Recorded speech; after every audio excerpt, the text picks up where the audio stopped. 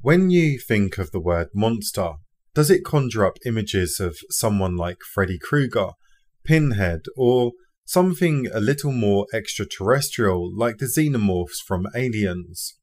Well, I can think of at least one human being who fits the requirements of being a monster. That is, none other than serial killer Peter Sutcliffe. He terrified the locals living in Yorkshire, England during the 1970s and the early 80s. West Yorkshire police had interviewed him on 9 separate occasions during their murder investigation, which bore them a lot of criticism from the press and the public. He was finally apprehended in January of 1981 when police pulled him over for questioning in relation to fake number plates on his vehicle. This is the terrifying true story of Peter Sutcliffe, the Yorkshire Ripper.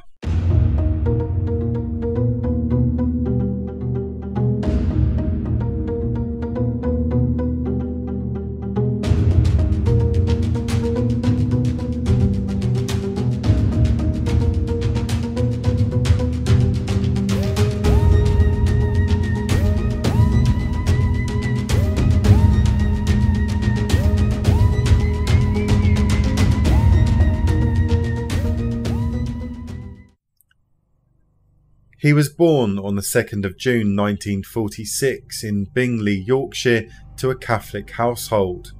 Reportedly a loner with very little in the way of a social circle. Leaving school at the age of 15, he found work in menial jobs, most notably taking up grave digging on no less than 2 occasions during the 1960s.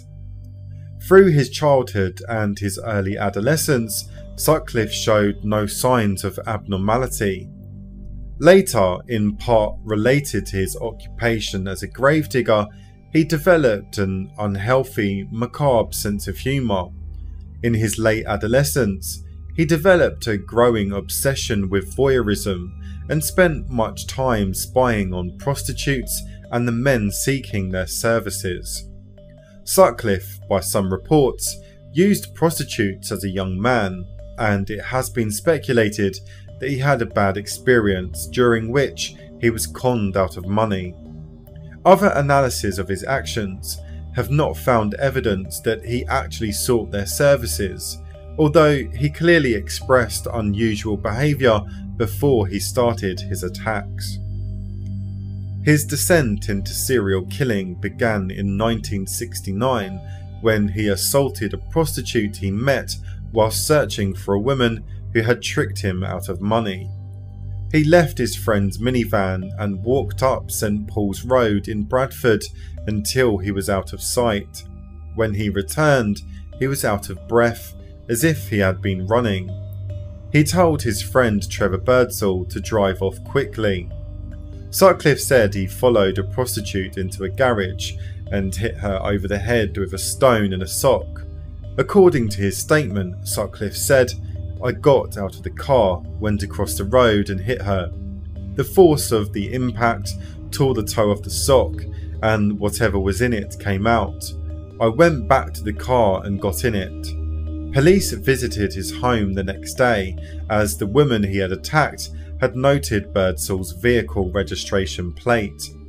Sutcliffe admitted he hit her, but claimed it was with his hand.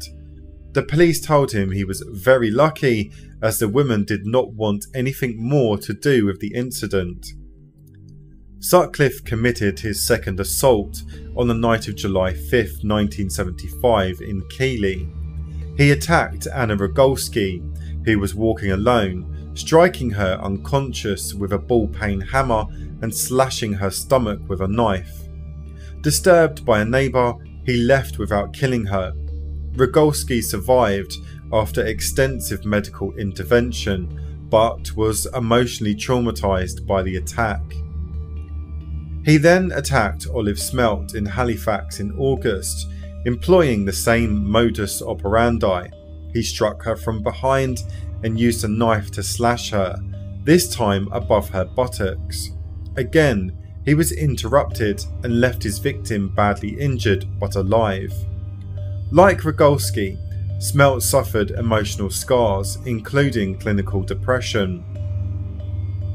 On the 27th of August, he attacked 14-year-old Tracey Browne in Silsden. He struck her from behind and hit her on the head 5 times while she was walking along a country lane. He ran off when he saw the lights of a passing car, leaving his victim requiring brain surgery. The first victim to lose her life at the hands of Sutcliffe was Wilma McCann on the 30th of October 1975. McCann, from Chapeltown in Leeds, was a mother of 4 children. He struck her twice with a hammer before stabbing her 15 times in the neck, chest and abdomen. An extensive inquiry involving 150 police officers and 11,000 interviews failed to find the culprit. Sutcliffe committed his next murder in Leeds in January of 1976 when he stabbed 42-year-old Emily Jackson 51 times. In dire financial straits, Jackson had been using the family van to exchange sexual favours for money. He hit her on the head with a hammer and then used a sharpened screwdriver to stab her in the neck, chest and abdomen. He then stomped on her thigh, leaving behind an impression of his boot. On the 5th of February 1977, Sutcliffe attacked Irene Richardson, a Chapeltown prostitute in Roundhay Park. Richardson was bludgeoned to death with a hammer. Once she was dead, he mutilated her corpse with a knife. Tyre tracks left near the murder scene resulted in a long list of possible suspect vehicles. 2 months later, on the 23rd of April, he killed Patricia Atkinson, a prostitute from Bradford, in her flat, where police found a boot print on the bedclothes. 2 months later, on the 26th of June, he murdered 16-year-old Jayne MacDonald in Chapeltown. She was not a prostitute, and in the public perception, showed that all women were potential victims. On the 1st of October 77, he murdered Jean Jordan, a prostitute from Manchester. Her body was found 10 days later, and it had been moved several days after her death. In a confession, Sutcliffe said he had realised the new £5 note he had given her was traceable. After hosting a family party at his new home, he returned to the wasteland behind Manchester's Southern Cemetery, where he had left the body, to retrieve the note. Unable to find it, he mutilated Jordan's corpse and moved it. His next victim was Yvonne Pearson, a 21-year-old prostitute from Bradford, who was killed on January 21st, 1978. He repeatedly bludgeoned her about the head with a ball-peen hammer, then jumped on her chest, before stuffing horsehair into her mouth from a discarded sofa which he used to hide her body. 10 days later, he killed Helen Rytka, an 18-year-old prostitute from Huddersfield. He struck Rytka on the head 5 times as she exited his vehicle, before stripping many of her clothes from her body, although her bra and polo neck jumper were positioned above her breasts, before repeatedly stabbing her in the chest. Her body was found beneath railway arches in the timber yard to which he had driven her 3 days later. On the 16th of May 1978, Sutcliffe killed Vera Millward in an attack in the car park of Manchester's Royal Infirmary. Almost a year had passed since a murder had taken place, and then on the 4th of April 1979, he killed Josephine Whitaker, a 19-year-old building society clerk whom he attacked on Savile Park Moor in Halifax as she was walking home.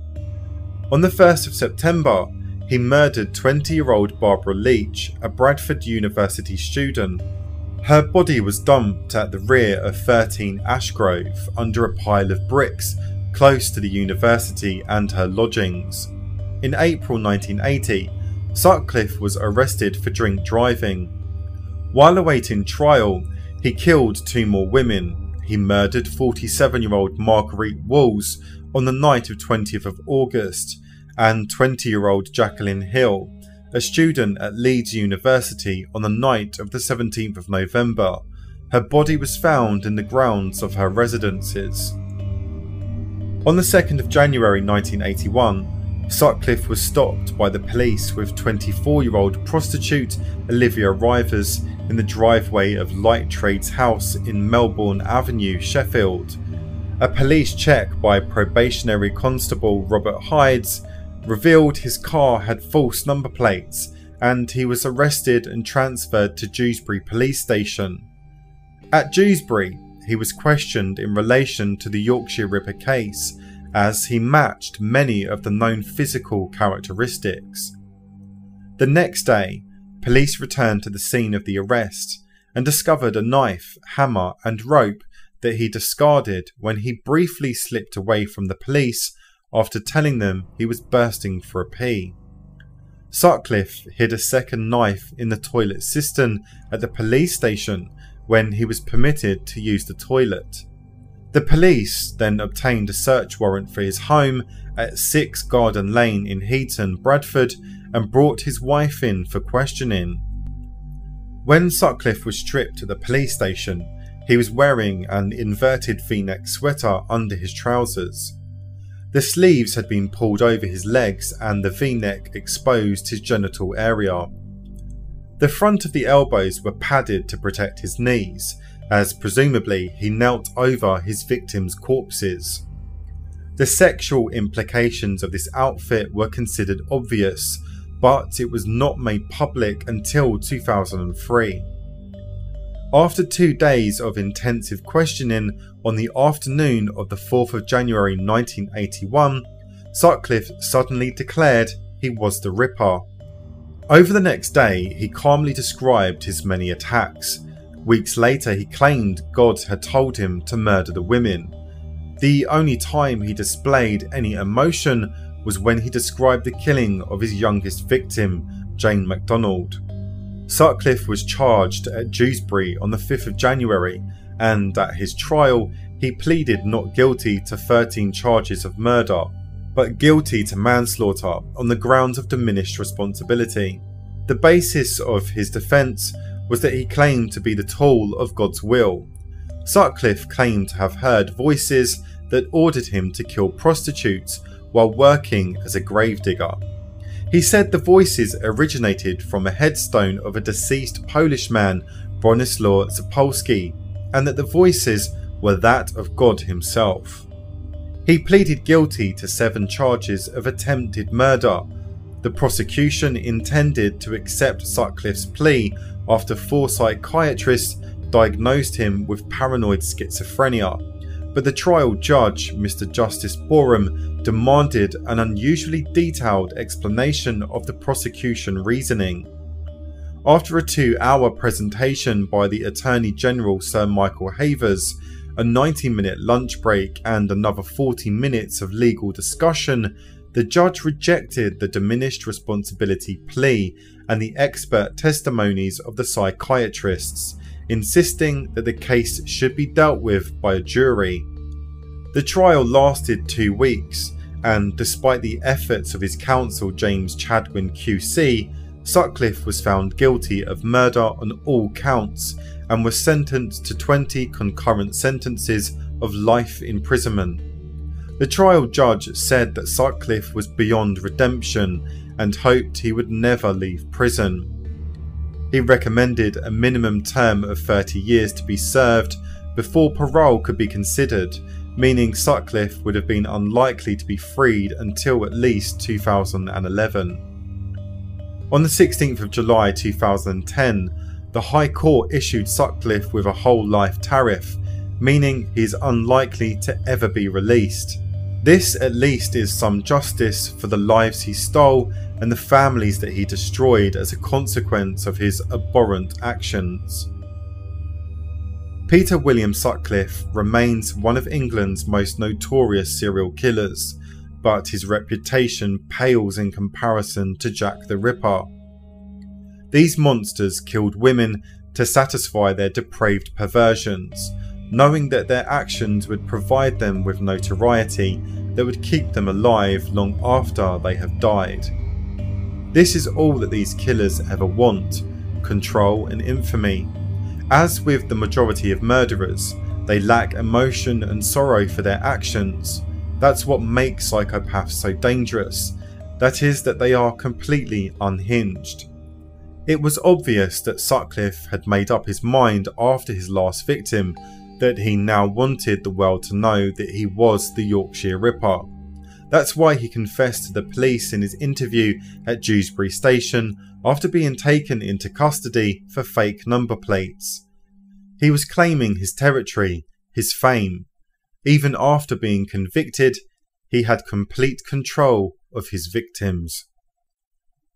If you enjoyed the video, please give it a thumbs up, and if you're new to my channel and you like strange but true stories like this, you should definitely subscribe for weekly content. Thanks for watching.